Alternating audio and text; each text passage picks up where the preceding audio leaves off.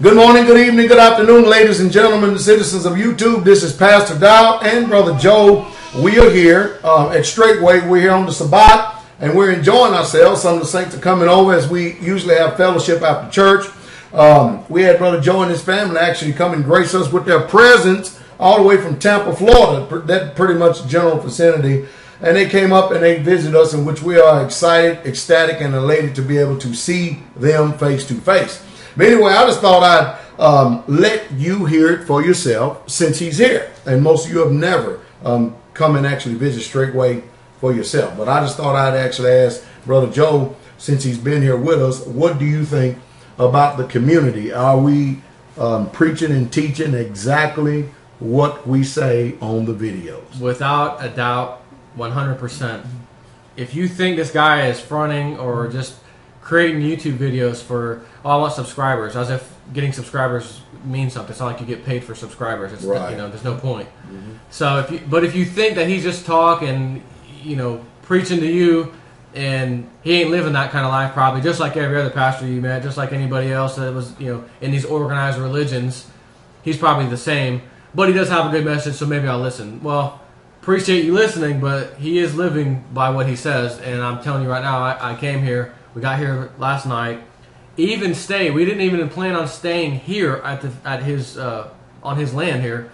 We were going to get a nearby hotel, stop by, eat dinner with him, and then go back to the hotel. And then the next morning, we were going to stop by for a little while and then go on our way to the rest of our vacation.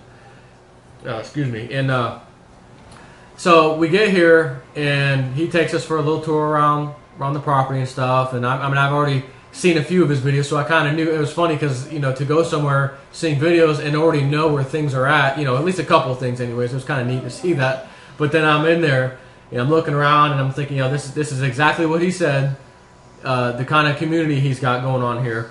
And took us for a little spin around, a little what is that, mule or thing? What is that little? Yeah, park? A little Kawasaki, the mule. Yeah, went around, showed us the little sites and his property, the garden, the people who are here with him, the little community. It's almost like, I'm not going to say Amish, but you know how the Amish, they are their own community, and there's pretty much no outsiders allowed in, and they have their own ways of doing things, but it's kind of extreme to see some of the Amish stuff. But that's the only closest thing in my mind that I can even remotely relate as far as a community, because if you just sit back without judging Amish for anything else, and just say, well, how are they? Do they work together? Do they help each other out? Do they build things together? Do they all pitch in some way, shape, or form? Those key elements. And you say, yeah, in that respect, man, the Amish got it down. But the way they force this and that, that's a whole other story. But just those key elements, a actual quote unquote community, pitching in, giving, helping, it is to the T of what I would hope you would expect when you think of those things. And it is exactly what I experienced here. I mean, they made us food, dinner. I mean, they made us feel like we live here, like almost as if we live here, but we stopped by for a minute and we didn't have to do anything. They just had dinner waiting on us. Do whatever you want. This place is your place as long as you're here with us. Just, I mean, more at home than you would at your best friend's house. I mean, just incredible. And like I said, we were going to go to a hotel. And he says, look, we have a little guest house up the way on your way out, actually, that he built himself, by the way, which is incredible, because I thought this guy was like some kind of subcontractor or contractor in the construction industry, and he's not. Okay? And I'm seeing these buildings built, and I'm like, oh, this must be, he must have had some kind of background somewhere or another in construction. No, he said, no, I didn't. I just kind of self-taught myself in different ways, and I now know how to do it, and I do it myself. He's building things here. I mean, this is incredible what I saw. So anyways, this building is like, you guys can actually stay here tonight if you want. You don't have to pay for a hotel. There's no point. You're coming back tomorrow morning anyways. I'm like, well, sure, I'm not going to deny that. So we stayed. It was fantastic. Woke up. And I got to tell you, being a city boy my whole life, knowing that inside me is dying to get into the country, that's where I need to be. But city boy, my wife too, city girl, wake up. We open the door, hear the birds chirping, a couple little insects creaking or whatever, and it's just pure quiet after that. There's nothing else. It's just, you're in the trees, you're in the wilderness. It's just a sense of you know, kind of being at one with your surroundings kind of thing. It was just fantastic. So we had service with him today. We decided not to leave in the morning. We're going to take another day out of the vacation to, you know, we're staying somewhere 4 days. We're going to make it 3 days since we could end up spending the whole day here, because we just had such a good time, and it was such a good vibe, such nice people. Other people came in from all different parts of Tennessee and other states, by the way, just to come here for this service here. It just goes to show you that, you know, when you find someone like this pastor, that's the real deal. He's not just trying to preach something to you for some unknown reason that you don't know about, some ulterior motive. When you find that guy, like I said, when I first saw his video, I made some video responses and told people on my website. I did the video, said, look, if you guys ain't subscribed to him, I said, I know I'm not a religious guy. You know me. I don't play that. Any of these religious stuff. I always make fun of some of the stuff that they try to, you know, tell you. That's just nonsense. I said, but this guy, I think he's got it right. You guys won't, you know, start subscribing. And I've had people message me on my website and through YouTube, excuse me, and say, hey man, you know, I'm glad you told me about that guy, Pastor Dowell. You know, I ended up subscribing to him, and I really like what he's doing and saying. I was like, yeah, me too. I just, you know, I couldn't pass not mention it when I found him. So I guess just mainly this purpose of this video is to tell you this man is real, genuinely cares about people, doesn't want anything in return whatsoever. I mean, nothing. Treats you, again, I'm just astounded in a good way of how we were taking it as if we were family. Like, I wasn't even kind of embarrassed or like, you know, kind of feeling that weird feeling I'm on someone's property. I'm like, all these people in his community, he's got a bunch of people here that live on the property with him, and they have houses and stuff here. Who are they? You know, how are they going to look at us? They were as if we were friends forever, like we were family. And I guess that's all I really need to say. Although I do want to mention one thing that he had mentioned to me when I told you he doesn't have any kind of construction background, and he's building all these little facilities. And he took me up to some of the ones he's currently working on right now. It's amazing what you can learn and not know anything after you see what this guy does, and you realize he didn't go to any kind of schooling or anything. And he had mentioned to me he went around this area while they're building some of the housing here. Not here at the facility, but in the general area where he lives, and was looking for places, construction workers, companies that are building up houses or some kind of businesses, because he wanted to learn how to do it himself. So he went on site and said, "Listen, do you have any work that I could do for you? I'd like to work for you, but I need you to train me on what you need me to do." And they said, "Well, yeah, we normally could use a hired hand, but we don't need one right now." He goes, "No, I don't want to be hired. I want to work for free, simply for the knowledge of how to build and create a house and block and everything. I don't know what I'm doing." And they were kind of like, "Huh?" Like they look at you like he was crazy for a minute. What do you mean, seriously, free? And he's like, "Yeah, I'm gonna gain more out of this than what the pay could be. I don't need the money. I want to learn." So they're like, "Well, shoot, you know, knock yourself out," basically. And they taught him real quickly. He did that several times, or however many times, I'm not sure. And the end is history, you know. And now I'm out here looking at this, thinking the entire time, and I've seen some of the stuff on YouTube that he posts. This guy has got to have some kind of construction background, without a doubt. And then I came here and he dropped it on me, and I knew absolutely nothing. I have no kind of certification in construction, nothing.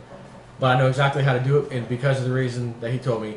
Now I'm gonna ask you: have you ever in your life met somebody?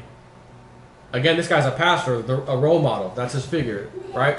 Have you ever met anybody who went out and said, "I want to work somewhere for free. I want to be an auto mechanic. I'm going to go work somewhere for free for a while, just so that I can have that knowledge under my belt"? Absolutely not. That's absurd. Who would do something like that? But this man did it, and I have nothing but respect for this guy. And I'm actually saddened that I live so far away, because I wish I lived somewhere in Tennessee, so it was at least some kind of short distance of a drive, hour, 2 hours or something, to come see him frequently as possible. It's just such a beautiful atmosphere here, beautiful people here. And once you surround yourself with people like that, and then you get away from it, like, you know, we're going up north, by the way. I'm not going to be too specific where I'm going, but we're going up north after this. And I can already feel and know what I'm going to be dealing with, generally speaking, with those types of people up there. It's really bad up north with how people treat each other. But even going back down to Florida, I can go anywhere in the state of Florida, including people I know, and not get the treatment and, you know, beautifulness of this whole visit and experience here at, I guess, Straitway Yes, sir. ranch or whatever you want to call this place, whatever. It's fantastic. So I'm a testament because, again, you know, I'm not religious. I'm not here to promote some guy's religion or anything else, because I've sitting there and badmouthed it for so long on my own videos and specific examples of things like, you know, it's just such nonsense, and I'll get into it. And, you know, some people would get upset with me. Hey, you know, don't talk. You know, I'm a Christian. I don't like you saying that and this and that. And then other people, hey, you know, I appreciate you keeping it real. I'm keeping it real no matter what. But at the same time, I can't say I met a guy that is religious in his own ways with his own views, which, by the way, are nothing like any religion that you've ever been to, namely Christianity, the most powerful one probably on the face of the earth, at least in America. And what he teaches and what I experienced today, I can't tell you the last time I was inside of a church, aside from when we kind of felt forced by family. Oh, you got to have your little one baptized at this church. We're going to go to her friend's church, standard Christian church. The whole family's on us. You got to do it. Fine. It doesn't matter to us. That's not going to hurt our feelings and make us feel like we did something wrong. We'll just go. And I'm standing there, and they're doing the whole chanting, like weird musical, just very uncomfortable. And they're kind of like swaying to the chants, like in a zombie state. Me and my wife are standing there, and he's asking us questions that we have to repeat after him and stuff. And he's doing a little thing to our daughter, and we're just kind of standing there, trying not to be red-faced, and just like, okay. And then after it was done, immediately we're like, okay, everyone left, and okay, great. And we looked at each other and almost like took the words out of each other's mouth, like, did you have that weird, just completely uncomfortable feeling like you just did not want to be there, and just the world was kind of coming in on you? I was like, yeah, it was kind of disturbing, actually. Now I remember why I don't and will not go to church again, because I did not like that whole experience. And that was just a tiny experience. I remember when I was a kid and used to go to church forcefully by my mom, mainly my mom and dad, but mainly my mom, which was actually a Catholic church to start with, where I went. And you want to run as far away as you can. But again, I couldn't tell you, aside from that one little time we were kind of forced into going with our kid to get her baptized, you know, per the family, keep them happy. I couldn't tell you the last time I stepped foot in church until today, when I went here, and I was thinking to myself the whole time, man, why wasn't my church like that? Like you can't even compare. No, I mean, nothing from the start, from the second I walked in that church and took off my shoes to just go sit down. From that very moment to the very end, have I ever experienced anything like that in any church? And again, I'm not a religious guy. You can go look at some of my old videos and see me badmouthing stuff, for God's sakes. You'll see it. But I have to give respect when respect is due. And today, that respect is definitely due. And it was a really good experience. Wife too, she didn't even pull me off to the side afterwards, like, hey, what did you think about it? There was no even need to even say that. We already felt awesome. It was fantastic. We were both smiling. It was great. Had a good time. Went and had dinner with everybody, or lunch, and people coming up, shaking your hand, giving you hugs. Again, like your family. At the other churches, you go and sit down, pass that basket around. Here's your $15, $20, $10. Leave up. Church is over. Everyone leaves. No one really talks for the most part. Maybe a quick second. Everyone goes home and goes do what they got to do. You know, I spent my time in church. God's happy with me. I'm out. I didn't get that feeling here at all. People here truly believe in something that these other churches don't. And I'm just here to set the record straight. If there's anybody out here who thinks this man is fake or a fraud, or he's maybe teaching the wrong thing, he's not forcing anything on us. He didn't force anything on us. I mean, I could probably ramble on here for another hour just thinking of things that we're really happy with, that made us happy with this experience today and last night even. But rather than make a massive YouTube video, I guess I'll just call it quits now. And just to tell you, this guy's the real deal. And I mean, I really appreciate being here. Had a fantastic time seeing you. I was nervous, almost like, I'm meeting my, I get to see my foster dad, or my real dad, for the first time. I got butterflies in my stomach. It was weird. My wife, when we first pulled up in his grass there to come knock on the door, she's like, "You a little nervous?" I was like, "Yeah, I know, I am. Aren't you?" She's like, "Yeah, it kind of feels weird." So I went up, knocked on the door, and his wife answered. It was very, big smile on her face, very beautiful, happy lady. And I told me I could pull my car, straighten it out, whatever, to get out of the road there, and I could park in the grass. And then he came out, and nothing but smiles and hugs and handshakes. And from that day on, I think my face may have been a little red at that point, because, it was a little nervousness. Like, I'm finally meeting the guy. I really appreciate this guy. And then, okay, I'm comfortable. We're sitting down. We're just chatting, talking about stuff. Kind of like, the video we did before this about the economy and just all kinds of stuff. And, how we're trying to wake people up, doing what we can do. And the best thing about using an avenue like YouTube is that you don't have to, like, on Facebook, these are all people who know me, so they're forced to listen to what I have to say every day, even if they don't like it. Mm-hmm. And when they start to not like it, which is almost right away, why don't you talk about something positive? Why don't you do that? Why do you stop posting that? I'm trying to help you is why I'm posting this. If a Category 5 hurricane off the charts is coming to your town and it just formed out of nowhere and it's going to be there in a day, but you don't have a TV or you don't pay attention to the news, wouldn't you like your old pal Joe to call you up to say, dude, you're leaving tomorrow or in 5 hours or so or less, right? Why? Because a Category 5 hurricane's coming. Oh, I didn't know. I don't watch the news anymore.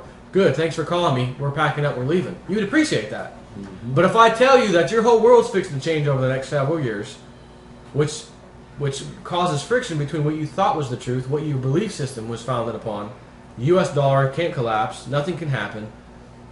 Don't talk to me about it. They're already talking about the economy's going to be fixed. Don't worry about it. Don't come here with that negative stuff. Mm-hmm. But you just said you'd want me to tell you if a Category 5 hurricane was coming, wouldn't you?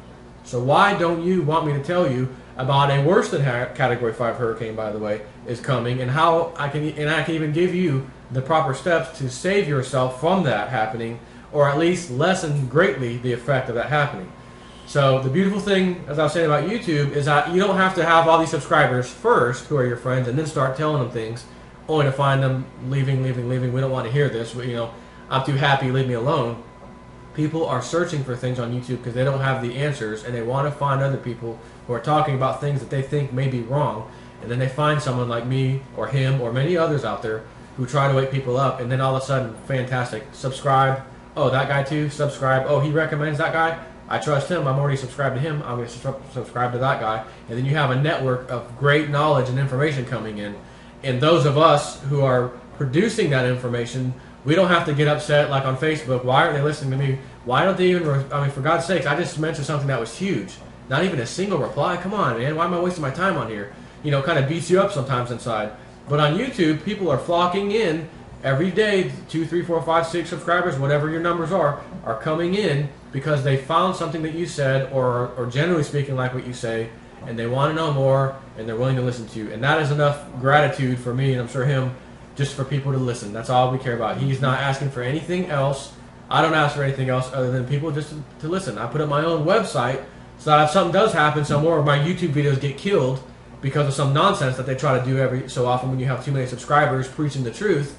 They wipe your account out. Hey, at least I've got my website, and a lot of my subscribers already know about the website, so they'll go there immediately to figure out, hey, Joe, where's your new channel going to be located? Oh, okay, I'll create a new YouTube channel or whatever. Mm-hmm. That sort of reason. So I'm doing this, and I don't get anything from my website. I pay for the bandwidth. I pay for the server. I pay for all that stuff. It's not that expensive, but I do it because I like helping people. I like informing people. And I have to rely on people for my world to change for the better too. I have to rely upon the rest of society because I can't change the world myself. But if I wake up enough people and they wake up enough people, right, the 100th monkey syndrome, at least enough people will be awake and starting to wake them quicker and quicker and quicker to get rid of the old system, flush that thing down the toilet, and start out with something new. But the problem is, in between that time period, it's going to be pretty brutal. And we're getting very close to that time period, which is why we are making these videos, and it seems like we're doing it more frequently, maybe for whatever reason or another. You got to pay attention and start acting. Don't be that guy that sits there, yeah, you're right, I'm with you, brother, I'm with you. This guy, I like this guy, he's preaching it. Did you get any kind of, do you have money? Yeah, I got some money. Did you buy any silver? No. How about a food store? Did you get food stores? No, not yet. No, I've been needing to do that. Dude, you said that a month ago. 2 months ago. You haven't acted yet. Don't be that guy that says, yeah, I agree with you, but you don't do anything. And for those of you who are in an unfortunate situation that can't really do anything, just for whatever your reason is, which I can't buy 100%. You can do some things, I'll tell you that now. But for the most part, if you can't, you will be that person in your area, in your neighborhood, because you'll be so informed by listening to people like us and other people, whatever. You'll know exactly how to handle things and be prepared for certain things that start to unfold. And then once those things unfold, you're going to know what's going to probably unfold next. Meanwhile, your community, people in your neighborhood may not know. And they may be able to at least look to you for the advice that you would have gotten from us and other people And then all of a sudden you become an asset to those people who still have money, who still can go out rapidly buy some food or whatever. And of course they're going to be so appreciative of you. This guy woke me up in like a week. I owe this guy my life. He's hooked up. That's the kind of thing that could happen to you. So I guess I'll quit talking now because, man, when I get going, like I tell my wife, I'm going to do a 10-minute video. I'll be out in 10, 15 minutes. I'm in here for like 40 minutes every time. I can't help it. So that's all I got to say. Nothing but love for this guy and his family and the community. And I can't wait to come back sometime in the future. Well, hallelujah. Very good sound words from a brilliant man. You know, Pastor Dowell, as well as the rest of the saints of the Most High here, Straitway, we're all about the global insurrection against banker occupation. That you can believe in. And you can take that to the bank for sure. Just as much as we're passionate about that, we're also passionate about being real, true people of the Most High. Not like these fleecing jack-legged dogs of preachers and teachers that out here fleecing you, taking you for everything that you have and your children and your family. That ain't what we're about. We're about being people of the book, being true. And that is the truth. And that's the truth, straightway. All right, just for a second here, just to show you how that everybody comes over and we all have a good old time on the Sabbath. Look at all these saints back here in the background. Y'all stand up and say hi. Come and wave. Come on, Brother Shane. Y'all so see our family? See our family? They're all in here. They're all saying hi. We're all enjoying Brother Joe and his family here. We really, truly are. And we're having a beautiful time with them. Just a beautiful family. And we hope that be the Father's will one day that you're able to come and also have this experience. It is a life-changing experience because it gives you understanding that you may have not had opportunity to have before. So y'all be at peace. Shabbat shalom. Have a wonderful day. The King is coming.